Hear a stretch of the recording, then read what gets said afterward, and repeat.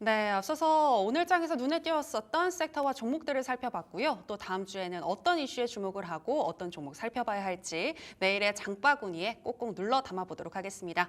도움 말씀 주실 프레스티지 경영연구소의 반종민 소장 모셨습니다. 소장님, 네, 안녕하십니까? 반갑습니다. 네. 네, 앞서서 시간의 거래 때도 저희가 이야기를 했습니다만 이 트럼프 수혜주 찾기가 우리 시장에도 계속 되고 있는 것 같은데 관련해서 남북 경협주도 또 움직이고 있습니다. 네. 예, 그렇습니다. 그래서 이 남북 경협주는 좀 그 밤 사이에 좀 이슈가 나왔던 게 뭐냐면은 트럼프 전 외교 그 책사 중에 이제 그레넬이라고 있는데 이분께서 그 코멘트가 좀 약간 그 남북 경협과 관련된 그러니까 김정은 그 위원장 관련된 좀 코멘트가 나왔었습니다. 네. 그러면서 오늘 그 남북 경협주가 좀 상승할 수 있는 흐름들을 좀 보여주지 않을까라고 했는데 물론 여기에 대해서 좀 편차가 각각 그 관련된 종목들마다 다르긴 하지만은 그렇다 하더라도 분위기가 좀 연출됐다라고 좀 보시면 될 것 같고요. 예. 그리고 트럼프 정권 시절 그러니까는 이전에 정권 시절 때 북한과 커뮤니케이션이 굉장히 좀 활발했습니다. 네. 뭐 잘 아시겠지만은 서로 그 김정은 위원장하고 뭐 트럼프하고 같이 이제 만나가지고 여기에서 뭐 여러 가지 얘기도 나왔었고 심지어는 우리나라도 남북 경협과 관련된 내용들이 굉장히 많이 나오면서 2018년 당시 때 굉장히 좀 붐을 일으켰었거든요. 네. 물론 이제 나중에 베트남 가가지고 물론 이제 빠이빠이 했던 걸로 알고는 있긴 하지만 네네. 그렇다 하더라도 이러한 분위기가 좀 더 연출될 수 있다는 점도 체크를 하셔야 될 것 같고요. 트럼프 당선 시 남북 경협주의 상승 가능성도 좀 있기는 합니다. 이게 왜 그러냐면 오늘 또 내용이 나왔던 게 트럼프가 그 김정은이 날 기다릴 것 뭐 이렇게 좀 얘기를 했는데 맞아요. 예, 네네. 이 얘기가 단순히 그냥 단순히 넘길 내용은 아닙니다. 그렇기 때문에 여기에 대해서 분위기를 봤을 때는 물론 이제 좀 리스크가 있기는 한데 네. 그 바이든 후보가 또 이제 또 바뀔 수 있다라는 내용들이 맞아요. 있잖아요. 지금 해리스 부통령. 네네. 네, 그래서 지금 네. 예, 주말 사이에 이 내용이 나오면은 다음 주 때 또 어떤 변화가 있을지 모르겠는데 예. 그렇다 하더라도 지금은 바이든 후보 트럼프 후보 쪽에 좀 더 포커스가 많이 맞춰져 있다 보니까는 여기에 따라 지금 남북 경협주도 같이 좀 살펴보셔야 될 것 같고요.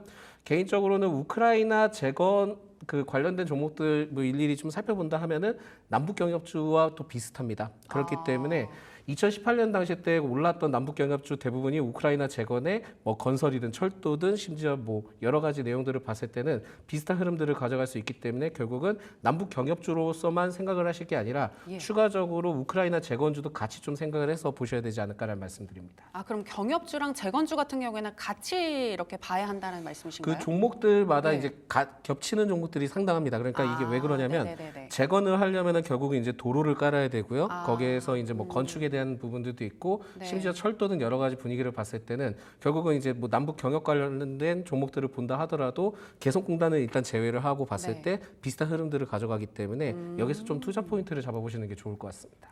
예, 알겠습니다. 일단은 뭐 트럼프 재집권 가능성이 높아지는 가운데 이 남북 경협주와 그리고 재건주 계속해서 좀 살펴봐야 할 필요성은 있어 보이는데요.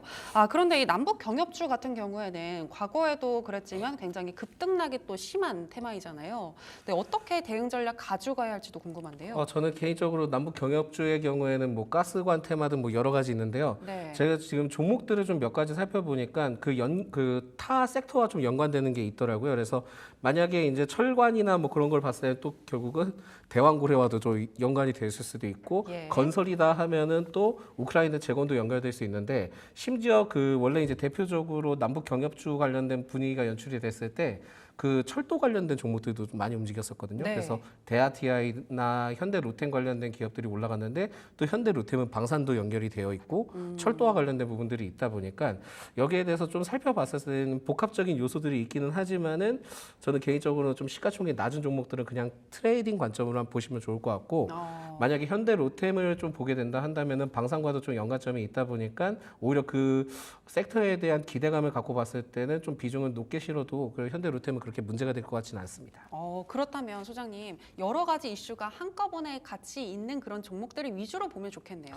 이왕이면. 저는 개인적으로는 한 네. 종목에 있는 섹터만 가지고 있는 그 여러 섹터 있는 종목들 위주로 좀 좋아합니다. 그래서 한 종목이 만약에 섹터가 무너졌다 하면은 다른 섹터를 통해서도 올라갈 수 있다는 점이 있다 있기 때문에 네. 이 점에 대해서는 복합적인 테마를 갖고 있는 종목이 좋다라는 말씀을 추가적으로 드리겠고 지금 현재 시점에 대해서는 그 증시의 변동폭이든 이슈가 굉장히 좀 상당히 심하기 때문에 결국 이러한 관점을 두고 접근했을 때는 테마가 최소한 두 가지 정도는 있는 기업들이 낫지 않을까라는 말씀드립니다. 아, 네, 알겠습니다. 남북 경협주 여러 가지 섹터에 속하는 종목들 위주로 한번 살펴보면 좋을 것 같다라는 의견 들어봤고요. 자, 그리고 이번에는 또 게임주에 대해서 이야기를 나눠볼까 하는데요. 바닥을 기고 있는 게임주인데 그래도 옥석은 있다라는 또 기사가 있더라고요. 예, 그 기사를 보고 네. 이게 바닥이 과연 아무튼 그렇습니다. 그래서 더 내려갈 수도 있다는 그렇죠. 말씀이신가요? 예, 그래서 지금 올라가는 종목들의 경우에는 모멘텀이 좀 있기 때문에 올라가는 거지 나머지 네. 기업들의 경우에는 그 모멘텀이 일시적으로 소멸이 된다 하면은 추가 조정 가능성은 있거든요. 이게 왜 그러냐면 게임주에 대해서는 하반기 신작 출시에 대한 기대감이 지금 나오고 있긴 합니다. 예. 그래서 여기에 대한 분위기는 일단 되긴 했는데 게임의 성장성에 대해서는 저는 개인적으로는 그러니까 전체 성장성을 얘기를 하는 건데 네. 전체 성장성에 대해서 그렇게 크게 기대를 하진 않고 있고요. 최근 지난 5월 때 게임 산업 육성 그 방안에 대한 법안이 법률 정책적인 부분들이 나오긴 했지만은 거기에 게임 성장 전반적인 그 정책에 대한 내용들은 나와 있진 않았고 심지어는 세제 지원 혜택이나 그런 내용들이 없었기 때문에 결국 게임주의 경우에는 성장 위주로 보기보다는 결국은 개별적 이슈를 봐야 되는데 이게 왜 그러냐면은 그 코로나 당시 때 화장품 쪽에 중국 쪽에 대해서 분위기가 되게 좋지 않았거든요. 예. 게임주도 마찬가지입니다. 코로나 시기 때 게임주도 중국 쪽에서 굉장히 게임도 중국 쪽에 산업이 많이 발전이 됐었고 아마 그 모바일 게임이든 좀 해보셔서 아실 수도 있을 텐데 네. 광고 보면 되게 현란하잖아요. 네. 우리나라 그 인기 연예인들을 사용해서 해서 광고를 대대적으로 좀 했고 마케팅 비용을 굉장히 좀 많이 썼는데 그때 봤을 때 이게 한국 게임이구나 우리나라 게임이구나 했지만은 중국 게임이었거든요. 그러다 보니까 그런 쪽에 마케팅을 많이 태우면서 그 중국 쪽에 굉장히 많이 점유율을 가져갔습니다. 예. 그렇다 보니까 지금은 뭐 우리나라의 게임 강국이다 그런 내용들을 보기에는 좀 어려운 상황이고 성장을 한다라도 좀 한계성을 좀 보일 수 있기 때문에 여기에 따른 각각 기업마다 특징을 좀 살펴보셔야 될 것 같고요. 네. 특히 이제 그 개별적인 이슈를 주목을 해야 되는 추가적인 포인트가 뭐냐면 아직까지 게임 산업에 대해서 성장을 하려면은 사업적으로 다음 스텝이 있어야 되거든요. 네. 근데 그 다음 스텝을 제가 개인적으로 바라봤을 때는 메타버스는 아니라고 생각을 하고 P2E 쪽에서 P2E가 좀 붙어야지만 그 산업적으로 좀 성장을 할 가능성이 높을 것 같습니다. 예. 근데 아시겠지만은 우리나라 P2E는 아직까지는 허용이 안 돼 있고 해외 쪽으로 우회를 해서 하고 있다 보니까 결국 산업적으로 봤을 때는 좀 성장할 수 있는 한 단계 업그레이드 할 수 있는 분위기는 지금 사실상은 좀 연출하기 힘들 것 같아서 개별 기업들의 이슈를 체크를 해서 접근하시는 게 포인트다라는 말씀드립니다. 예, 알겠습니다. 게임주는 개별적 이슈에 집중을 해서 살펴보시면 좋을 것 같고요. 그리고 또 요즘 인도 등의 이 신흥국에서 모바일 게임 시장이 또 인기를 끌고 있다고 하던데, 네, 인도를 공략하는 게임사 주목해봐도 될까요? 간단히 좀 얘기해 주시죠. 예, 인도 쪽을 공략을 해보는 게 좋죠. 왜냐하면 인구가 워낙 많기도 하는데 일단 뭐 GDP야 1인당 GDP야 편차가 좀 있을 수는 있긴 하지만 소득 구간이 있기는 하지만은 그래도 그 인구가 많고 그런 부분들을 봤을 때는 그렇게 크게 문제가 되진 않을 것 같습니다. 그래서 국내 중심으로 활성화시키기에는 게임 산업을 봤을 때 좀 한계가 있기 때문에 그렇게 좀 확대를 하는 거는 굉장히 좀 긍정적이다라는 말씀을 드릴 수 있을 것 같고 네. 개인적으로 아마 이거 궁금하셨을 것 같아요. 그러니까 시프트업에 대해서 무처럼 맞아요. 만에 네네, 반등이 네. 나왔는데 네.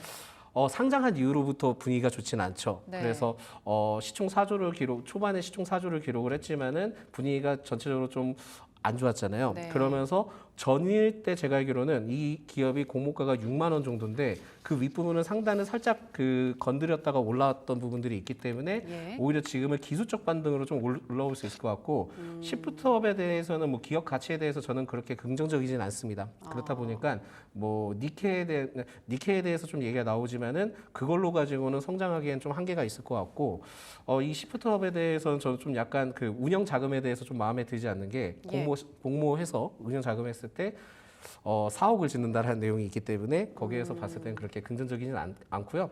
결국은 이제 상황들을 봤을 때 최근에 주가 흐름들을 봤을 때는 넥스게임즈나 크래프톤, 펄어비스가 강세이기 때문에 이쪽 보시는 게 좋을 것 같고 실적과 신작에 대한 모멘텀이 결합된 기업들 위주로 좀 주목을 해보실 필요는 있을 것 같습니다. 그렇군요. 그렇다면 오늘 게임주 내에서 탑픽 종목 어떤 종목으로 가지고 오셨을지 궁금한데요. 예, 최근에 이제 분위기가 좋은 기업이 넥슨 게임즈입니다. 오늘 반등했더라고요. 그래서 넥슨 게임즈를 좀 가져왔고요.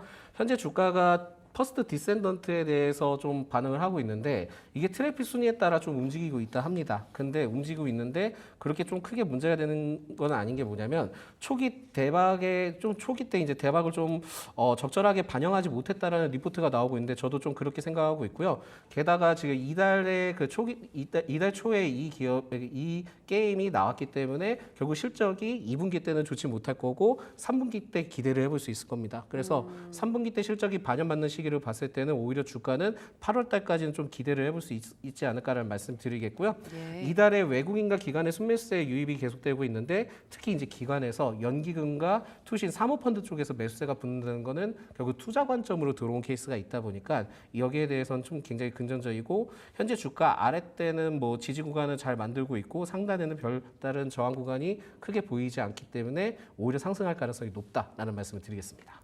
네, 넥슨 게임즈까지 이야기 나눠봤습니다. 반정민 소장과 이야기 나눴습니다. 오늘 고맙습니다.